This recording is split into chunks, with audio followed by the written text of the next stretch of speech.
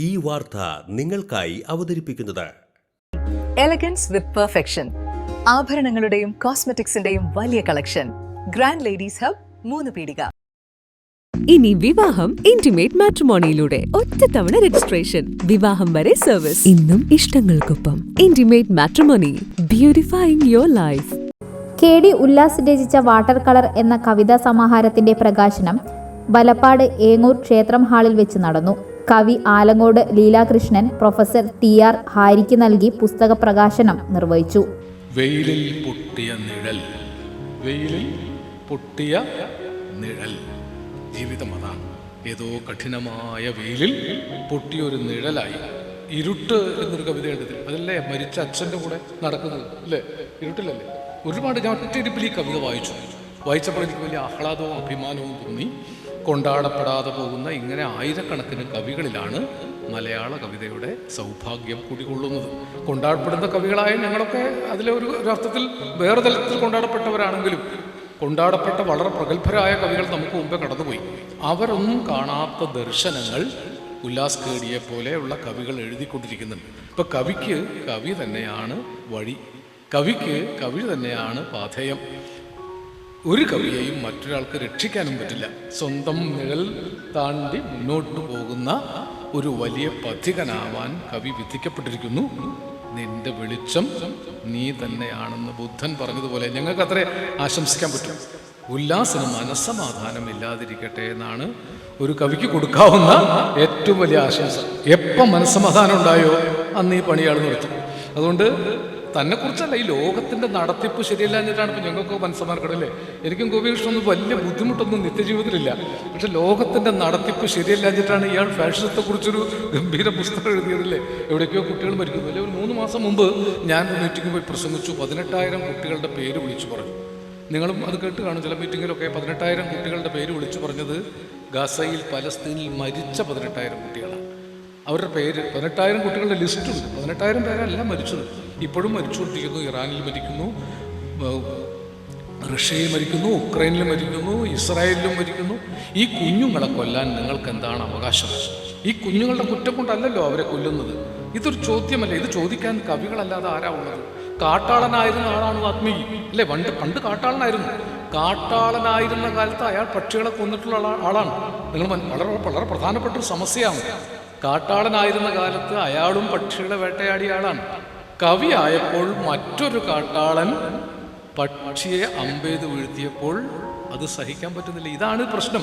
കവി പദവി എന്നത് സാധാരണ മനുഷ്യ പദവിയിൽ നിന്ന് ഉയർന്നൊരു പദമാണ്. അവിടെ നിൽക്കുമ്പോൾ നമ്മൾ പോലും കോഴിയിറച്ചി തിന്നുന്ന ആളാണെങ്കിൽ പോലും കൊല്ലരുതെന്ന് പറയാൻ കവി നിയുക്തനാവും. അതാണ് അതിൻ്റെ പ്രശ്നം. കവി PN ഗോപികൃഷ്ണൻ അധ്യക്ഷത വഹിച്ചു. കവിത വായിക്കുന്നവരും വളരെ വിരളമാണെന്ന് പറയാം. ഇപ്പോൾ നോവൽ എഴുത്തുകാരെ പോലെയോ അല്ലെങ്കിൽ സിനിമയിൽ തിരക്കഥ എഴുതുന്ന ആളുകളെ പോലെയൊക്കെ പ്രസിദ്ധിയിലേക്കുള്ള വഴിയല്ല കവിത എഴുത്ത്. എന്നിട്ടും ധാരാളം ആളുകൾ കവിത എഴുതിക്കൊണ്ടിരിക്കുന്നു. ഒരുപാട് മനുഷ്യർ കവിത എഴുതിക്കൊണ്ടിരിക്കുന്നു. നമ്മൾ വാട്സപ്പ് തുറന്നാലും ഫേസ്ബുക്കൊക്കെ ഒന്ന് ഓപ്പൺ ചെയ്താൽ ഈ സോഷ്യൽ മീഡിയ തുറന്നു കഴിഞ്ഞാൽ കവികളുടെ ഒരു ബഹളമാണ്.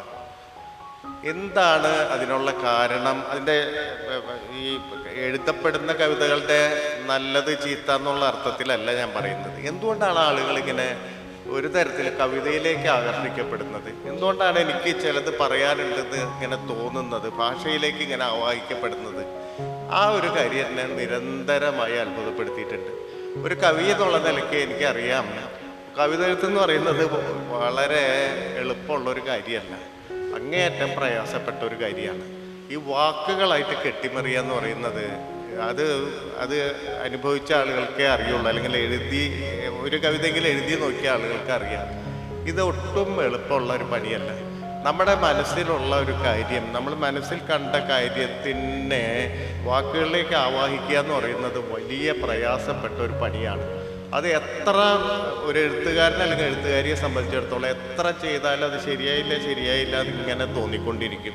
അതിങ്ങനെ തിരുത്തി മറിച്ചിട്ട് വീണ്ടും അതിലെടുത്ത് വായിച്ച് വീണ്ടും പണിക്കുറ തീർത്ത് ഇങ്ങനെ അവസാനം ഒരു ഏകദേശം ആകുമ്പോൾ പുറത്തു വിടുകയാണ് ചെയ്യുന്നത്.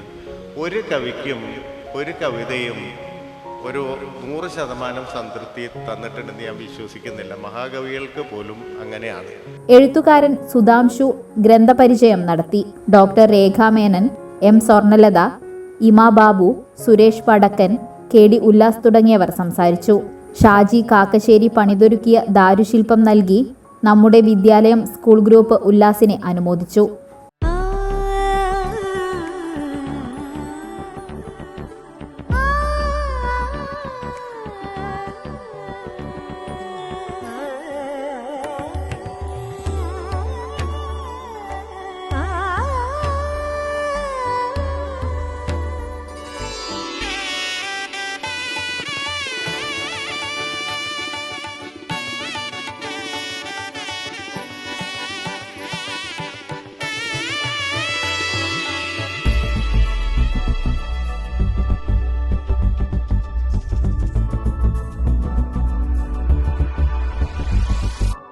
മനം കവരും സ്വർണ്ണ വജ്രശോഭയിൽ മനോഹരമായ ഡിസൈനുകൾ, ലൈറ്റ് വെയ്റ്റ് ആഭരണങ്ങളുടെ മികച്ച കളക്ഷൻസ്, 3 പതിറ്റാണ്ടിലേറെ പാരമ്പര്യത്തോടെ മുഗൾ ഗോൾഡൻ ഡയമണ്ട്സ്, തൃപ്രയാർ 3 പീടിക.